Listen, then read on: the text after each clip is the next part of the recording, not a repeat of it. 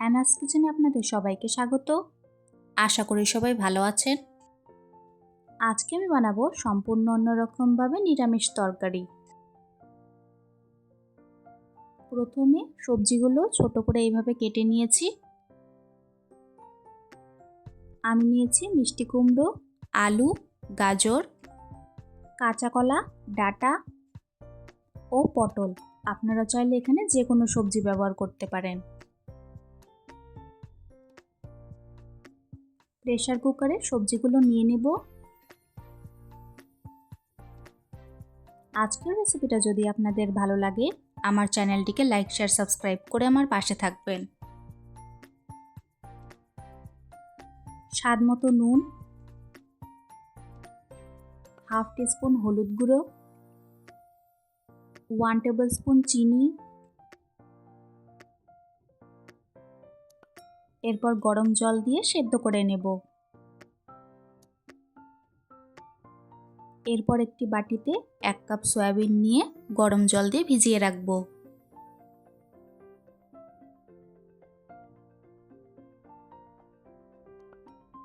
দশ মিনিটের জন্য ঢাকা দিয়ে রেখে দিলাম।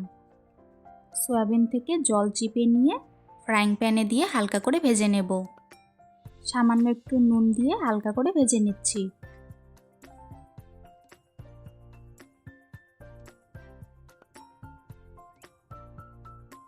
সয়াবিনগুলোতে হালকা রঙাশ অবধি ভেজে নিয়েছি। এখন একটি কড়াইতে 1 টেবিলস্পুন ঘি দিয়ে ভালো করে গরম করে নেব।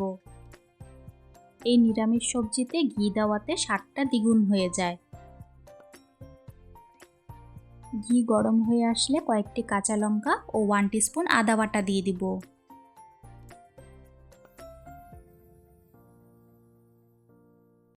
আদা ও কাঁচা লঙ্কা 1 মিনিট মতন ভেজে নিয়ে সয়াবিনগুলো দিয়ে দিব।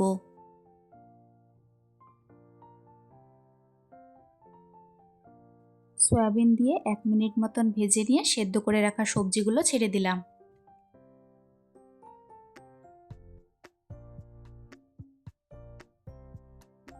ভালো করে নাড়াচাড়া করে নেব। নিরামিষ তরকারি তো অনেকভাবে খাওয়া যায়, একবার আমার রেসিপিটি ফলো করে এইভাবে বানিয়ে খাবেন, আশা করি ভালো লাগবে। কিছুক্ষণ ফুটিয়ে নিয়ে 1/4 টিস্পুন সাদা গোলমরিচ গুঁড়ো ও 1 টিস্পুন ঘি দিয়ে দিব।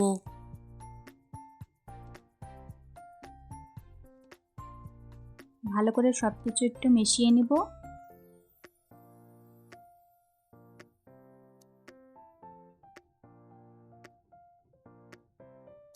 ব্যাস তৈরি হয়ে গেল আমাদের আজকের রেসিপি, খুবই টেস্টি নিরামিষ তরকারি।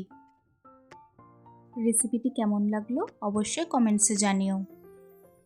দেখা হচ্ছে আবারও কাল একটি নতুন রেসিপি নিয়ে। আজকের ভিডিও দেখার জন্য আপনাদের সবাইকে অনেক ধন্যবাদ। সবাই খুব ভালো থাকবেন।